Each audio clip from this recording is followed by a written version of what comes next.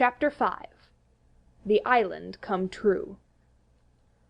Feeling that Peter was on his way back, the Neverland had again woke into life. We ought to use the pluperfect and say wakened, but woke is better, and was always used by Peter. In his absence, things are usually quiet on the island. The fairies take an hour longer in the morning, the beasts attend to their young, the redskins feed heavily for 6 days and nights, and when pirates and lost boys meet, they merely bite their thumbs at each other. But with the coming of Peter, who hates lethargy, they are under way again. If you put your ear to the ground now, you would hear the whole island seething with life. On this evening, the chief forces of the island were disposed as follows. The lost boys were out looking for Peter. The pirates were out looking for the lost boys. The redskins were out looking for the pirates, and the beasts were out looking for the redskins. They were going round and round the island, but they did not meet, because all were going at the same rate. All wanted blood except the boys, who liked it as a rule, but tonight were out to greet their captain. The boys on the island vary, of course, in numbers, according as they get killed and so on, and when they seem to be growing up, which is against the rules, Peter thins them out, but at this time there were 6 of them, counting the twins as 2. Let us pretend to lie here among the sugar cane, and watch them as they steal by in single file, each with his hand on his dagger. They are forbidden by Peter to look in the least like him, and they wear the skins of the bears slain by themselves, in which they are so round and furry that when they fall they roll. They have therefore become very sure-footed. The first to pass is Tootles, not the least brave, but the most unfortunate of all that gallant band. He had been in fewer adventures than any of them, because the big things constantly happened just when he had stepped round the corner. All would be quiet. He would take the opportunity of going off to gather a few sticks for firewood, and then when he returned the others would be sweeping up the blood.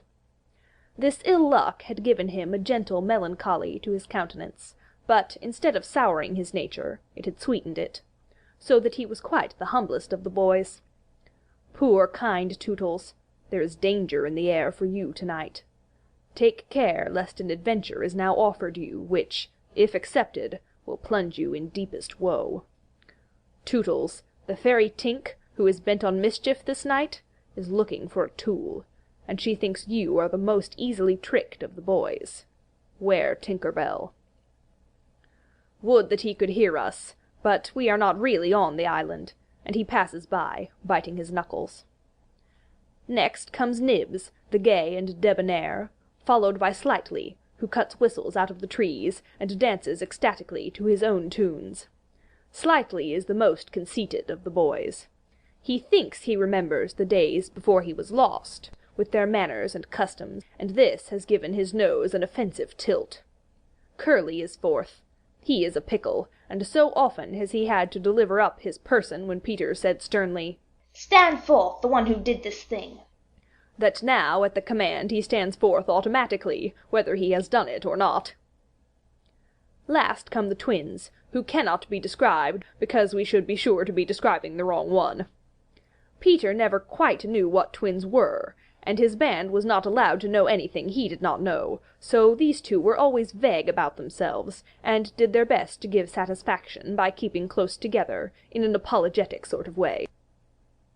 The boys vanish in the gloom, and after a pause, but not a long pause, for things go briskly on the island, come the pirates on their track.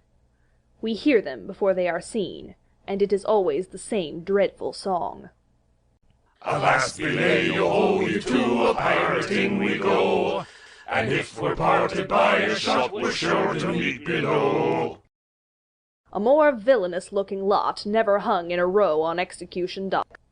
Here, a little in advance, ever and again with his head to the ground, listening, his great arms bare, pieces of 8 in his ears as ornaments, is the handsome Italian, Cecco, who cut his name in letters of blood on the back of the governor of the prison at Gao. That gigantic black behind him has had many names, since he dropped the one with which dusky mothers still terrify their children on the banks of the Guajomo.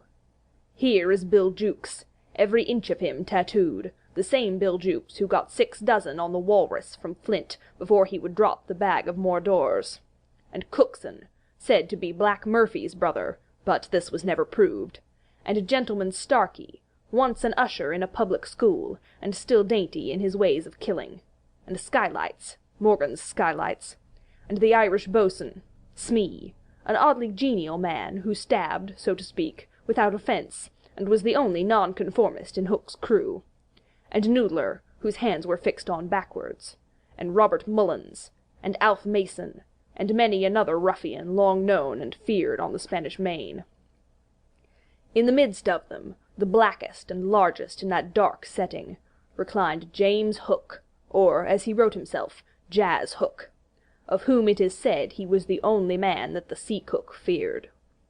He lay at his ease in a rough chariot, drawn and propelled by his men, and instead of a right hand he had the iron hook, with which ever and anon he encouraged them to increase their pace.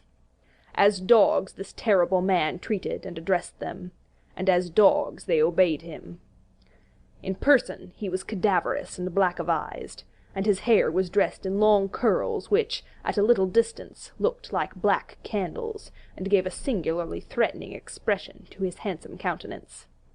His eyes were of the blue of the forget-me-not, and of a profound melancholy, save when he was plunging his hook into you, at which time 2 red spots appeared in them, and lit them up horribly. In manner, something of the grand seigneur still clung to him, so that he even ripped you up with an air, and I have been told that he was a raconteur of repute. He was never more sinister than when he was most polite, which is probably the truest test of breeding, and the elegance of his diction, even when he was swearing, no less than the distinction of his demeanour, showed him one of a different caste from his crew.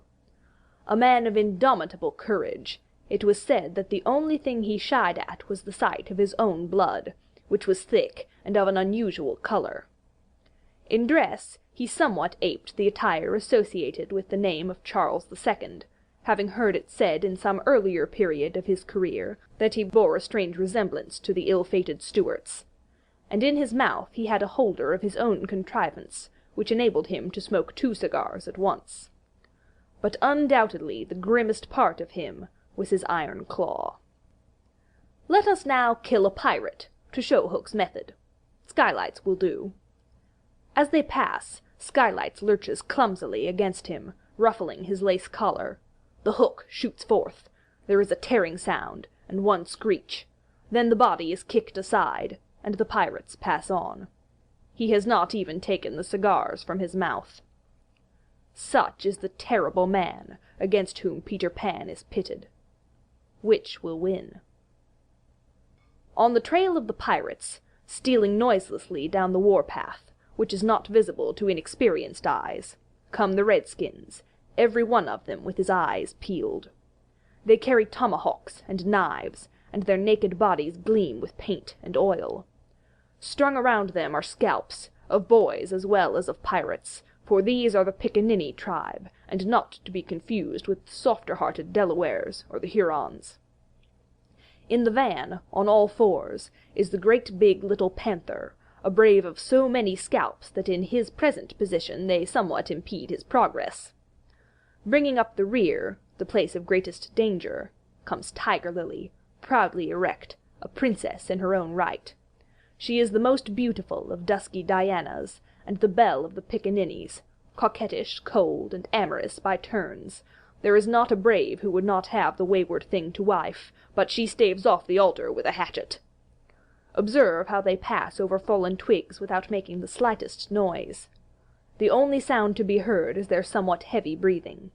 The fact is that they are all a little fat just now, after the heavy gorging, but in time they will work this off. For the moment, however, it constitutes their chief danger. The redskins disappear as they have come, like shadows, and soon their place is taken by the beasts, a great and motley procession, lions, tigers, bears, and the innumerable smaller savage things that flee from them, for every kind of beast, and, more particularly, all the man-eaters, live cheek by jowl on the favoured island. Their tongues are hanging out. They are hungry tonight. When they have passed, comes the last figure of all, a giant crocodile. We shall see for whom she is looking presently. The crocodile passes, but soon the boys appear again, for the procession must continue indefinitely, until one of the party stops or changes its pace. Then quickly they will all be on top of each other. All are keeping a sharp lookout in front, but none suspects that the danger may be creeping up from behind. This shows how real the island was.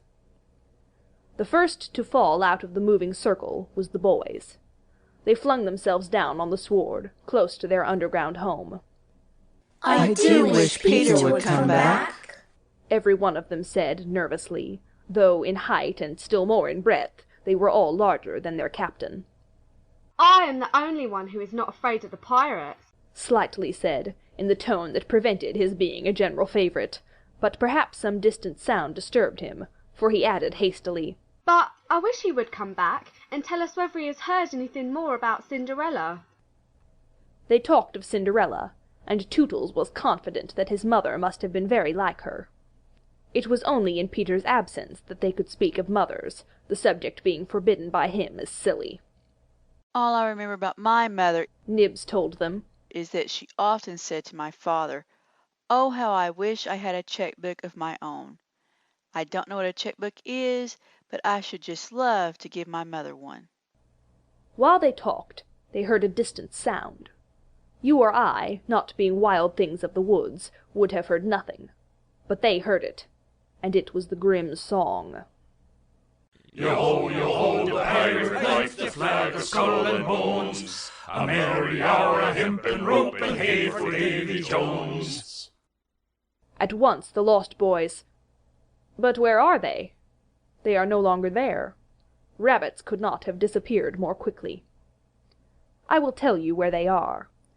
With the exception of Nibs, who has darted away to reconnoitre, they are already in their home under the ground, a very delightful residence, of which we shall see a good deal presently. But how have they reached it? For there is no entrance to be seen, not so much as a large stone, which, if rolled away, would disclose the mouth of a cave. Look closely, however, and you may note that there are here 7 large trees, each with a hole in its hollow trunk as large as a boy. These are the 7 entrances to the home under the ground, for which Hook has been searching in vain these many moons. Will he find it tonight? As the pirates advanced, the quick eye of Starkey sighted Nibs disappearing through the wood, and at once his pistol flashed out.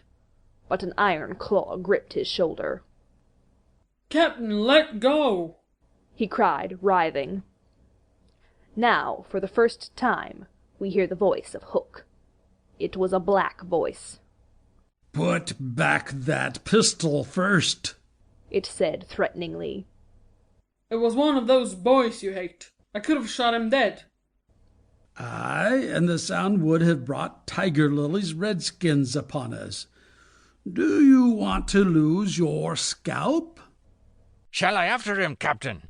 asked pathetic Smee. "And tickle him with Johnny Corkscrew?" Smee had pleasant names for everything, and his cutlass was Johnny Corkscrew, because he wiggled it in the wound. One could mention many lovable traits in Smee. For instance, after killing, it was his spectacles he wiped instead of his weapon.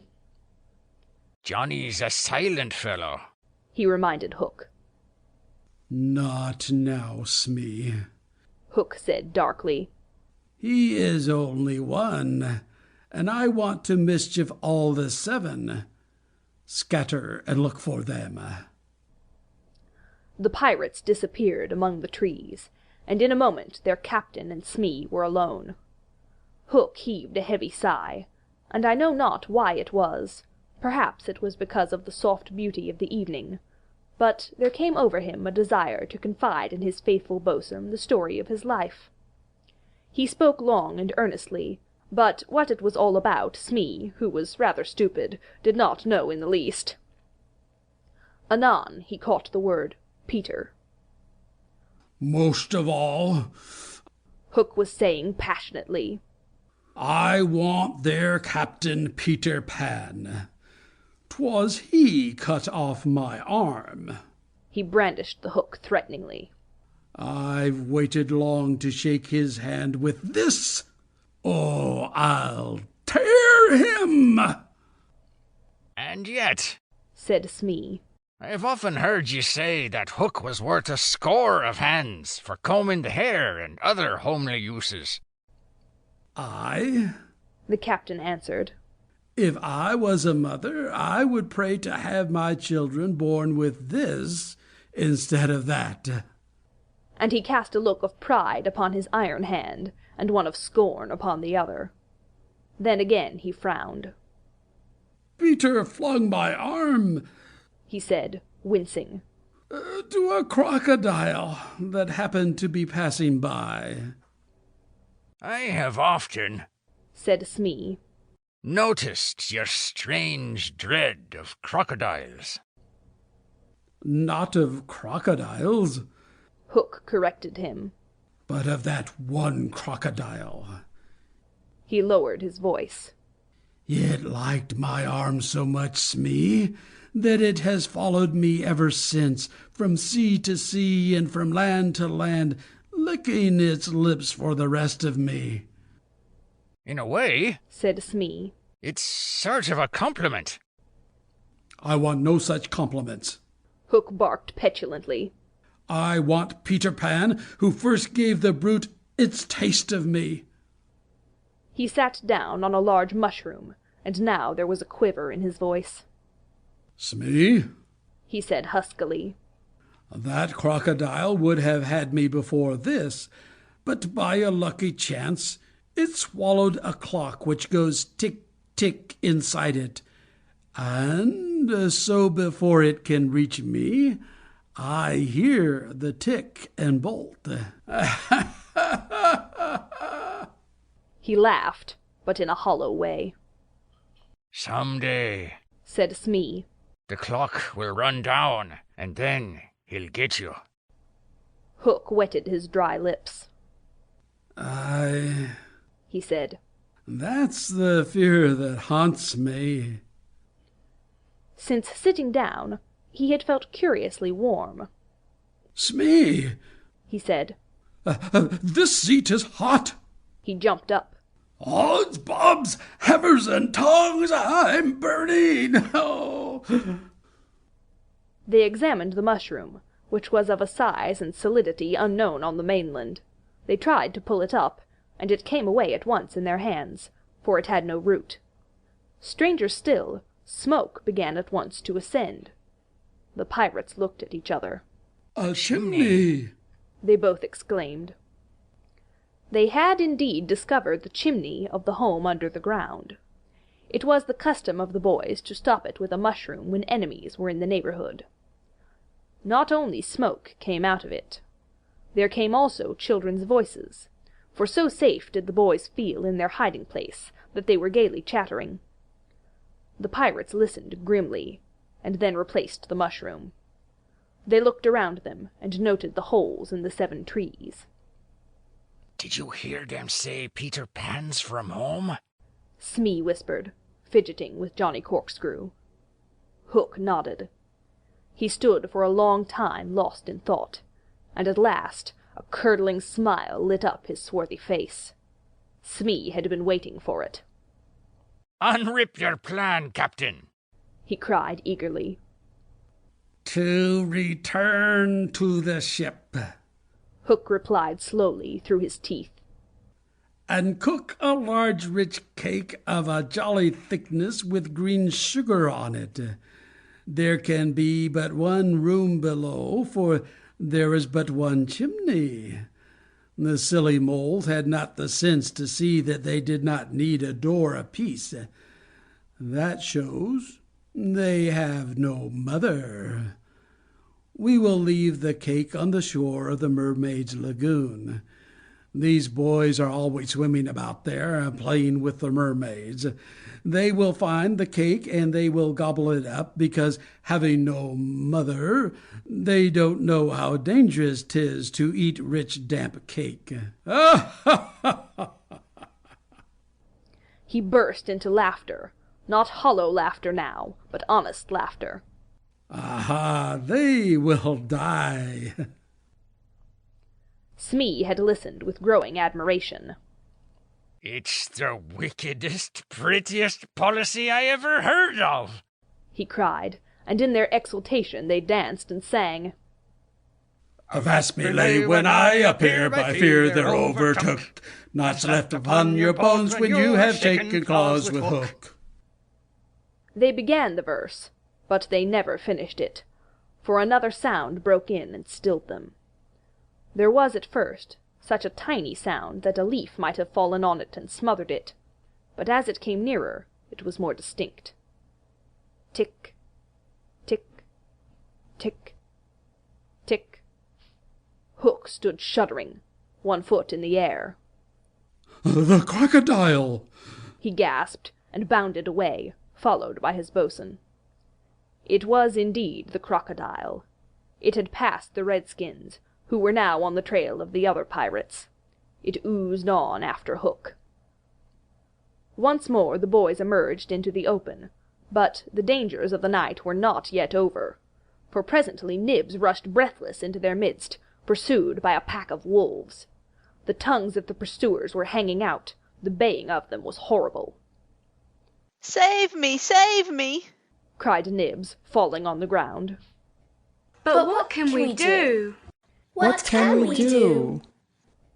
It was a high compliment to Peter that at this dire moment their thoughts turned to him. What would Peter do? They cried simultaneously. Almost in the same breath they cried, Peter would look at them through his legs. And then, Let us do what Peter would do. It is quite the most successful way of defying wolves, and as one boy they bent and looked through their legs.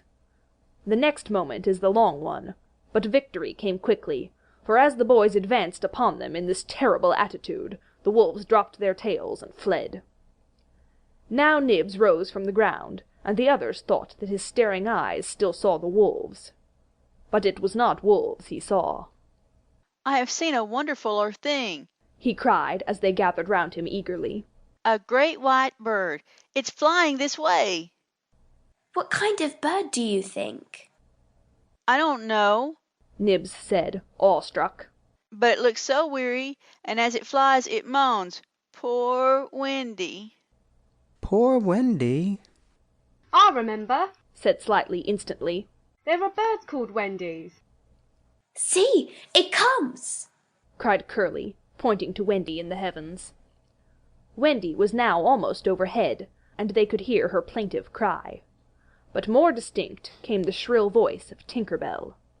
The jealous fairy had now cast off all disguise of friendship, and was darting at her victim from every direction, pinching savagely each time she touched. Hello, Tink! cried the wondering boys. Tink's reply ran out, Peter wants you to shoot the Wendy. It was not in their nature to question when Peter ordered. Let us do what Peter wishes, cried the simple boys. Quick, bows and arrows! All but Tootles popped down their trees. He had a bow and arrow with him, and Tink noted it and rubbed her little hands. Quick, Tootles, quick! She screamed. Peter will be so pleased. Tootles excitedly fitted the arrow to his bow. Out of the way, Tink! He shouted, and then he fired, and Wendy fluttered to the ground with an arrow in her breast. End of chapter 5.